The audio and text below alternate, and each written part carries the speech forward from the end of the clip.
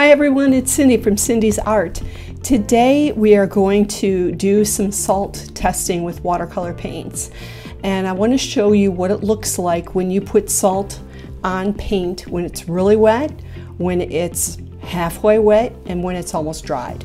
So I'm starting off with a very small piece of Holbein paint, and I'm using Arches paper and Holbein paint, and I'm painting little rectangles.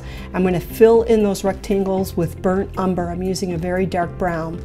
And then you're going to see me put salt down in the first one, which is the top left. I'm going to wait a few minutes, and then I'm going to put salt down in the middle one. I'm going to wait a little bit until the paint is almost dry, and I'm going to put salt down in that third one. Then I'm going to move on to some other colors. Now, burnt umber is a beautiful color that will react and respond well to different techniques. Salt is just one of them.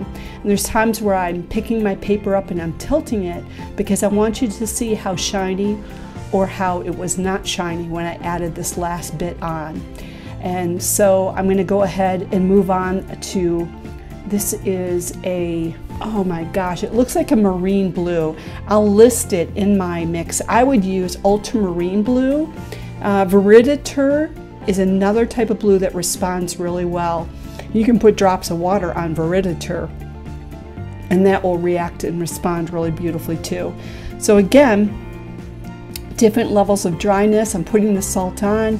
I'm showing you the paper so you can see how wet that is, and then I'm going to move on. I sped this video up very fast so that way you could see you know, what was happening to it. So I'm using a yellow ochre next. Yellow ochre should be able to show those salt flecks as well.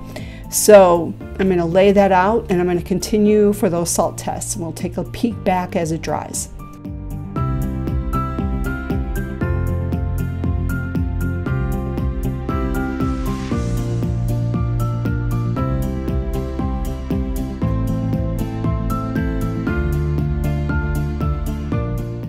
So I'm finishing up with this color. This is actually quinacridone gold, guys. So I'm sorry I got that wrong earlier.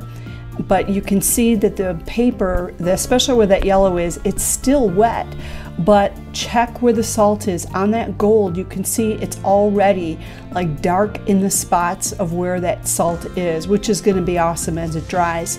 So as it continued to dry, take a look at what it did. The top left brown one is very loose. The right top brown one is very, very tight. That's what happens.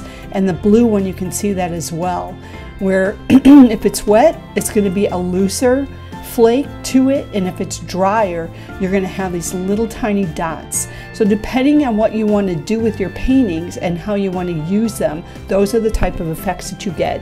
Get your paints out and try some different colors so you can see how your paints react to salt, and then think about how you can add that into your next painting. We'll see you guys next time. Thanks for tuning in.